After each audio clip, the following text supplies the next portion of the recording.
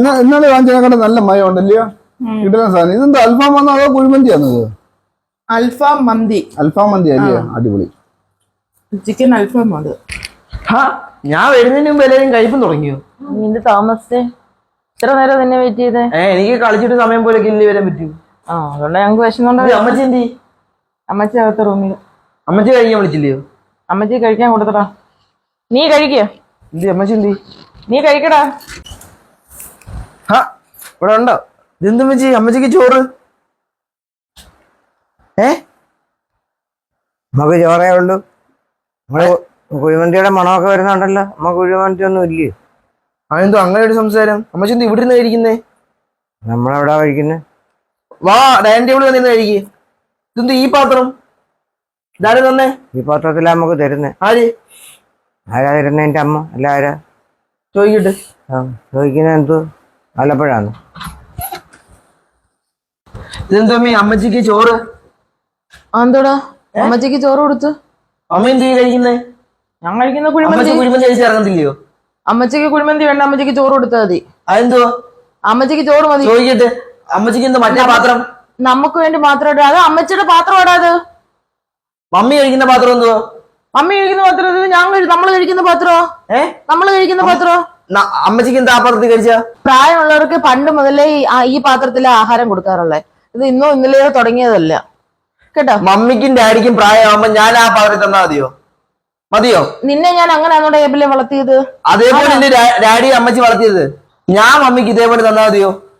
നിന്നെ ഞാൻ അതേപോലെ അല്ലല്ലോ ടേബിളിൽ വളർത്തിയത്. അതേപോലെ എല്ലാരും വളർത്തുന്നേ ആണോ? നീ എന്നെ അടിക്കോടെ ടേബിളിൽ? അടിക്കുന്നതിനാണോ? മമ്മി ചെയ്യുന്ന മാനേജാണോ മമ്മി? അമ്മച്ചിക്ക് എന്തോടെ? അമ്മച്ചിക്ക് ചോറ് കൊടുത്തു. അമ്മച്ചിക്ക് ബിരിയാണി വേണ്ട. ചോദിച്ചോ മമ്മി?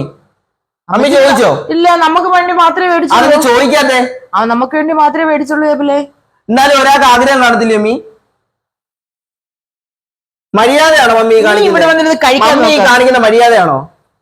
നീ ഇവിടെ വന്നിരുന്ന് കഴിക്കടാ. നാണമില്ലയോ മമ്മി ഇങ്ങനെ ഇരുന്ന് പറയാൻ?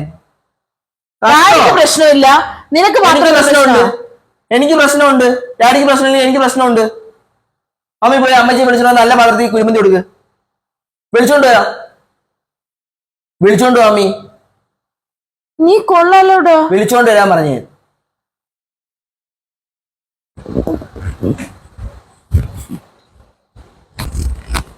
നിനക്ക് വല്ലാത്ത വാശിയാ കേട്ടോ, വല്ലാത്ത വാശി. വിളിച്ചോണ്ടോ. നിനക്ക് ഇവിടെ നിന്ന് കഴിക്കാനുള്ളേ. വിളിച്ചോണ്ട് വരാൻ പറഞ്ഞേ.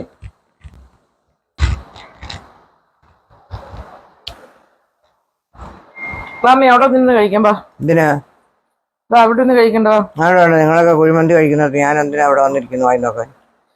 മമ്മിക്ക് കുഴിമന്തി വേണോ? എനിക്ക് കുഴിമന്തിയും വേണ്ട, ഒന്നും വേണ്ട. എല്ലാവർക്കും ഇതിനൊക്കെ ആഗ്രഹമൊക്കെ കാണും. എല്ലാവരുടെ അവസ്ഥ ഇതൊക്കെ ആണെന്ന് എല്ലാവരും വിചാരിച്ചാൽ മതി കേട്ടോ. മമ്മി ഇങ്ങോട്ട് ഇളക്കണ്ട. സ്റ്റേജൊക്കെ എല്ലാവർക്കും വരുമെന്ന് വിചാരിച്ചാൽ മതി. അവ അല്ലെങ്കിൽ കഴിക്കത്തില്ല. മമ്മി എണീറ്റ് വാ. അവൻ കഴിച്ചില്ല. അയ്യോ,